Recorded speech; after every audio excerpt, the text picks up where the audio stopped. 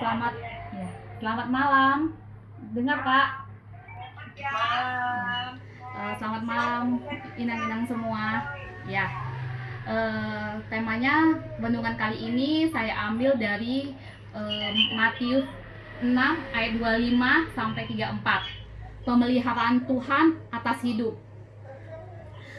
Banyak hal dalam kehidupan yang bisa menimbulkan kekhawatiran, seperti saat ini. Kita khawatir kita kena COVID, kita khawatir dalam mendidik anak, kita khawatir bagaimana perekonomian kita. Nah, renungan ini diambil dari Matius 6 ayat 25 sampai 34 yang berbicara tentang kekhawatiran. Bacaan ini adalah salah satu khotbah Tuhan Yesus di bukit. Khotbah di bukit adalah cerminan kehidupan dan ajaran Yesus sendiri. Memang kelihatan sangat sulit untuk dilakukan karena telah memutarbalikkan pemikiran kita yang nyaman selama ini. Misalnya, bagaimana kita bisa baik kepada orang yang jahat kepada kita? Bagaimana mungkin kita tidak khawatir dalam kehidupan yang begitu menakutkan?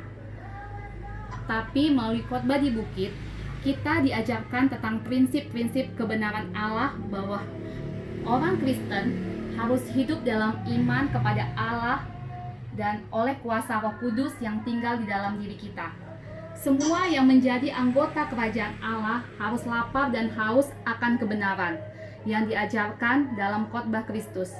Sebagai pengikut Kristus, kita harus percaya bahwa Allah yang selalu bekerja dalam diri kita melalui kehidupan kita sehari-hari.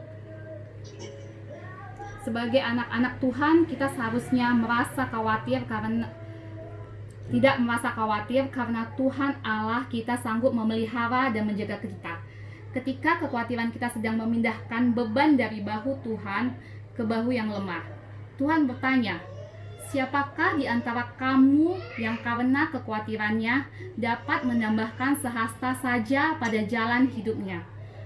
Matius 6 ayat 27. Tidak ada gunanya memelihara kekhawatiran, justru akan berdampak buruk bagi diri sendiri. Contohnya ketika kita sedang menghadapi persoalan seperti masalah keuangan. Seringkali kita khawatir dan tidak tahu bagaimana cara mengatasinya, sehingga kita sering mengambil jalan pintas seperti mencuri, berbohong, atau menipu. Rasul Paulus menasihatin, serahkanlah segala kekhawatiranmu kepadanya, sebab ia yang memelihara kamu. Kekhawatiran yang bagaimana yang dilarang di sini itu ada dua.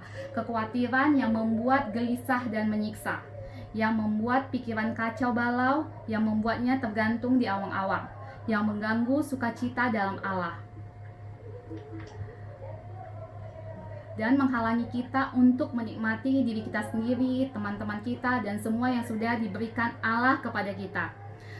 Kedua, kekhawatiran yang membuat ragu-ragu dan tidak percaya.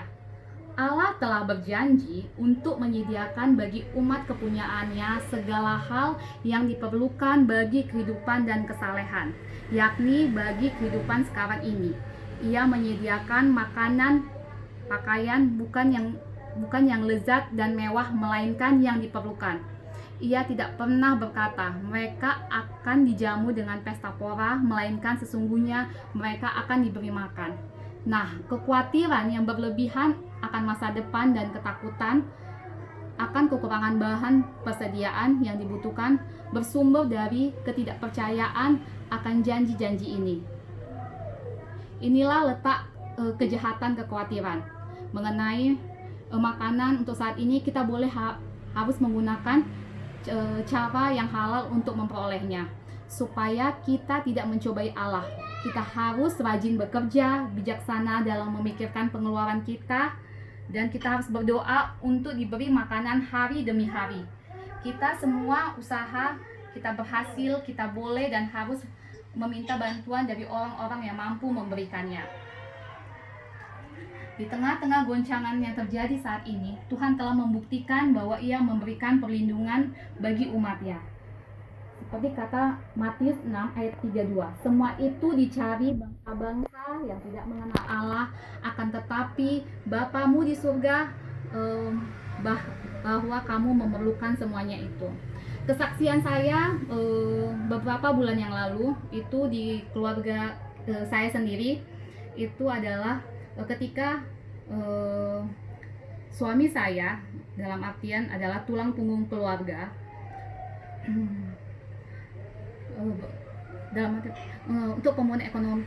Sebelum COVID memang penghasilan suami saya sangat menurun, sangat menurun, dan karena dia banyak fokus di luar pekerjaannya, sibuk dengan partainya, dia sibuk dengan organisasinya.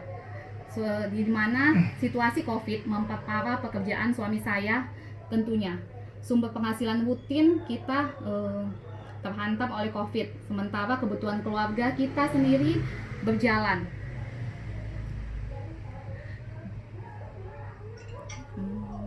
Jadilah keluarga kami hanya istilahnya makan tabungan yang nilainya juga tidak seberapa.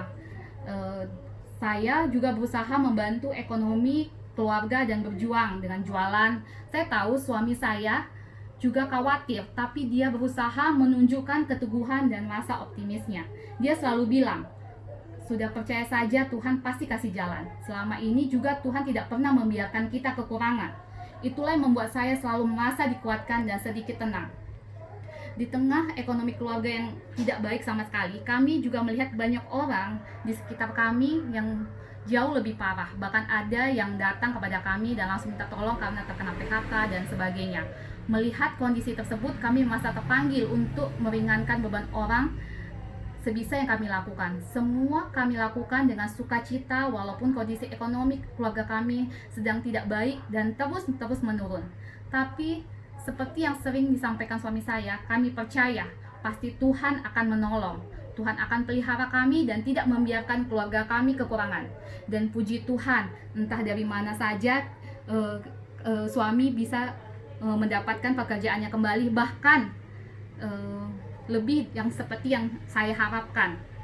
Seperti dikatakan pada Matius 6 ayat 34 mengatakan, sebab itu janganlah kamu khawatir akan hari esok, karena hari esok mempunyai kesusahannya sendiri. Kesusahan sehari cukuplah untuk sehari. Ada beberapa bentuk pemeliharaan Tuhan di dalam hidup kita. Tuhan menyediakan, seperti kejadian yang dikatakan dalam Kejadian 1 ayat 29.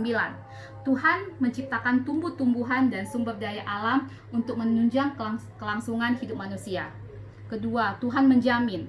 Firman Tuhan berkata, janganlah khawatir akan hidupmu, akan apa yang hendak kamu makan atau minum, dan janganlah khawatir pula akan tubuhmu, akan apa yang hendak kamu pakai. Matius 6 ayat 25. Tuhan memberikan gambaran tentang burung-burung di udara dan bunga bakung di padang yang dipeliharanya. Ketiga, menaburlah. Hidup berkelimpahan adalah salah satu bentuk pemeliharaan Tuhan kepada umatnya. Lukas 6 ayat 38, berilah maka kamu akan diberi. Satu takaran yang baik, yang dipadatkan, yang diguncang, dan yang tumpah keluar akan dicurahkan ke dalam bibuanmu. Oleh karena itu, setiap doa dan persekutuan dengan Tuhan, kita harus memiliki keyakinan yang teguh terhadap Tuhan. Kalau bunga dan burung saja dipelihara Tuhan, apalagi kita ciptaannya. Dalam kehidupan kita, kita harus menjadi orang yang optimis, bukan pesimis.